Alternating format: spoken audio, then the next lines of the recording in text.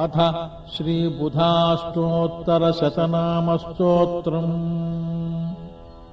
बुधो बुधार्चितः सौम्यः सौम्यचित्तशुभप्रदः दृढम् व्रतो दृढफलश्रुतिजालप्रबोधकः सत्यवासः सत्यवचाः श्रेयसाम् पतिरव्ययः सोमजः श्रीमान् सोमवंशप्रदीपकः वेदविद्वेदतत्त्वज्ञो वेदान्तज्ञानभास्वरः विद्याविचक्षणविभुर्विद्वत्प्रीतिकरो बुधः विश्वानुकूलसञ्चारी विशेषविनयान्वितः विविधागमसारज्ञो वीर्यवान् विगतज्वरः त्रिवर्गफलदोऽनन्तस्त्रिदशाधिपपूजितः बुद्धिमान् बहुशास्त्रज्ञो बलीबन्धविमोचकः वक्रादिवक्रगमनो वासवो वसुधाधिपः प्रसादवदनो वन्द्यो वरेण्यो वाग्विलक्षणः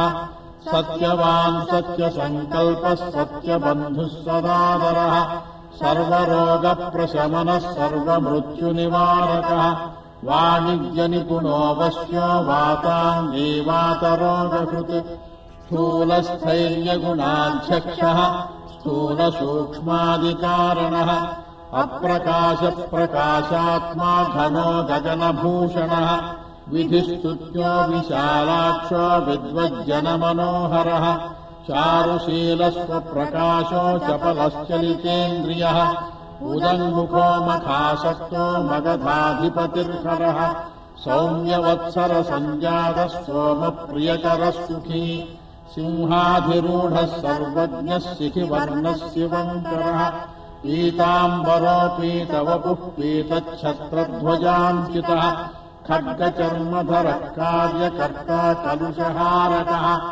आत्रेयगोत्रजोऽत्यन्तविनयो विश्वपावनः चाम्पेयपुष्पसङ्काशश्चारणश्चारुभूषणः वीतरागो वीतभयो विशुद्धकनकप्रभः बन्धुप्रियो बन्धमुक्तो बाणमण्डलसंश्रितः अर्क्येशानप्रदेशस्थस्तर्कशास्त्रविशारदः प्रशान्तप्रीतिसंयुक्तः प्रियकृत्प्रियभाषणः मेधावी माधवासक्तो मिथुनाधिपतिः सुधीः कन्याराशिप्रियः कामप्रदो घनफलाश्रयः बुधस्यैवम् प्रकारेण नाम्नामष्टोत्तरम् शतम्।